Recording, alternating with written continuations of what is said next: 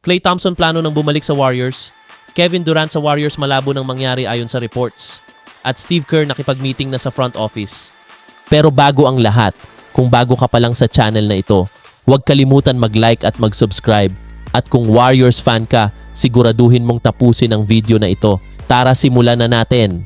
Ayon sa latest reports, may prediction na pwedeng mag-reunite ang Warriors at si Klay Thompson, isang 4-time NBA champion at 5-time All-Star. Kung maalala nyo, si Klay ay isa sa pinaka-importanting piraso ng dynasty kasama ni Stephen Curry. Sila ang tinaguriang Splash Brothers at sa loob ng maraming taon, sila ang sumira sa depensa ng buong liga. Pero real talk muna tayo. Hindi na ito yung dating Klay na automatic sa tres, elite defender, at walang kapag-urang gumagalaw sa court.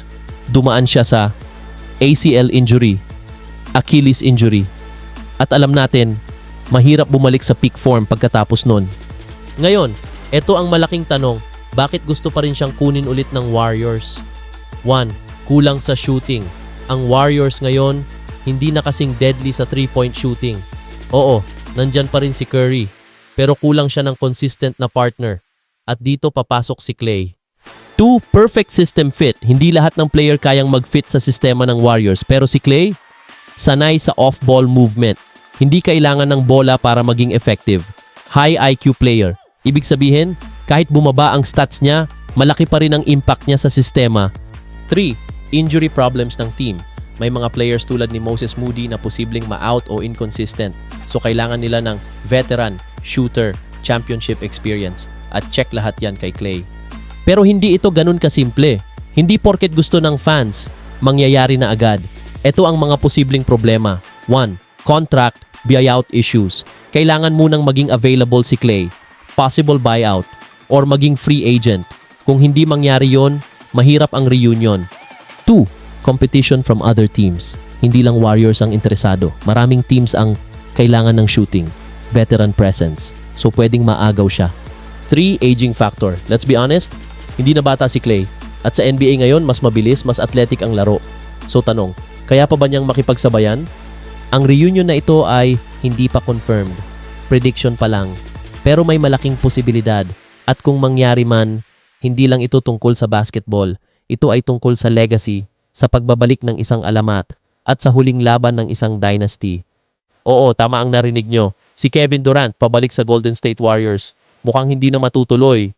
Pero teka, hindi dahil sa pera, hindi dahil sa trade, kundi dahil sa isang bagay na mas malalim, ego at legacy. Balikan muna natin.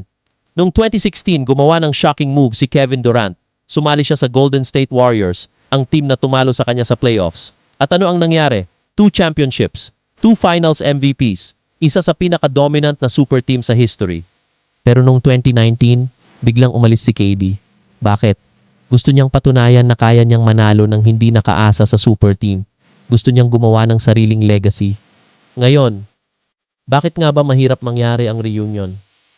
Hindi ito tungkol sa basketball. Kasi kung talent lang ang pag-uusapan, perfect fit pa rin si KD sa Warriors system. Pero eto ang catch. Kapag bumalik si Durant sa Warriors, para itong pag-amin na mali ang pag-alis niya noon.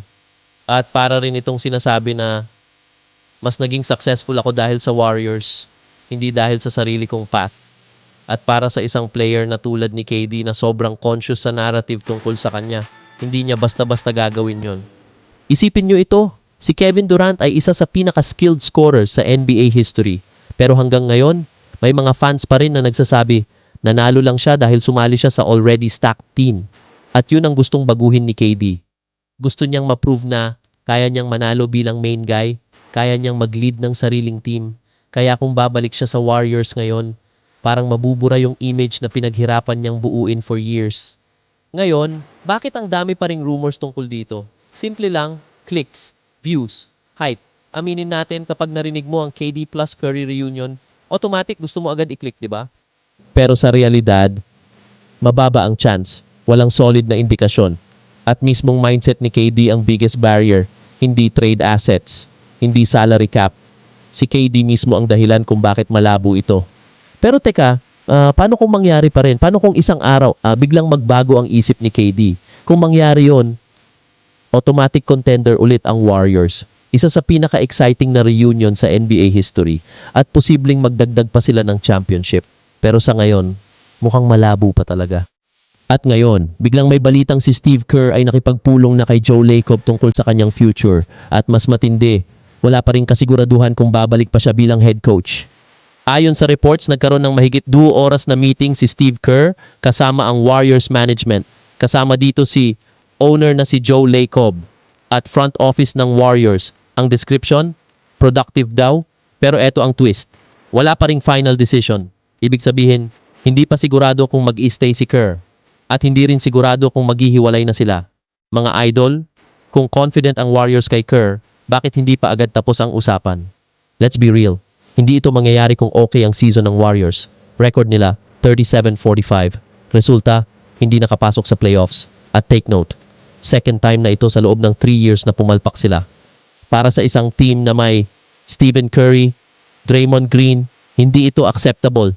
Kaya ngayon, napipilitan ng management na tanungin, ito pa ba ang tamang direksyon ng team? Si Steve Kerr ay 4x NBA champion coach. Isa sa pinaka-successful coaches sa modern NBA. Pero ngayon, hindi na guaranteed ang future niya. Ayon sa reports, open siya sa possibility na umalis. At hindi siya nagmamadali mag-decide, ibig sabihin, hindi lang ito contract issue. Personal decision na rin ito.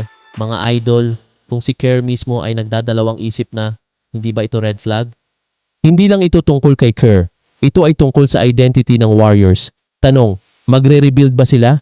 O ipaglalaban pa ang championship habang nandyan si Curry?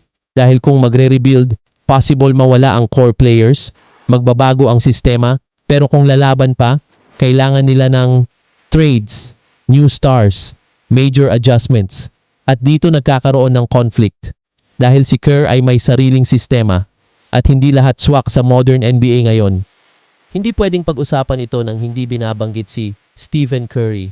Si Curry, franchise player, face of the Warriors dynasty. Pero, ilang taon na lang ba ang peak niya? Kung magre-rebuild ang Warriors, sayang ang remaining prime ni Curry. Kung magstay naman sila sa current system, baka hindi na sapat para manalo.